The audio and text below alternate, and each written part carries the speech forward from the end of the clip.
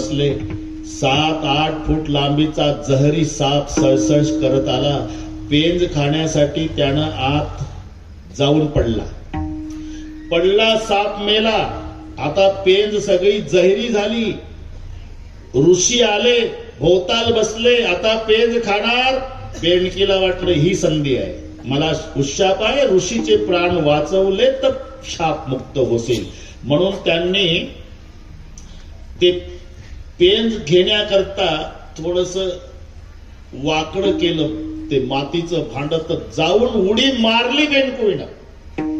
ऋषी म्हणले अरे बेंडकुळी मरल म्हणून आडवं केलं. बेंडकुळी तर जिवंत बाहेर आली, पण तो मेलेला साप बाहेर आला का. ऋषी घाबरले, बापरे या बेंडकुळीचे केवढे उपकार आहे. हिनं उडी टाकली नसती तर आपण वाकडं भांड केलं नसतं तर हे पेंज खाऊन मेल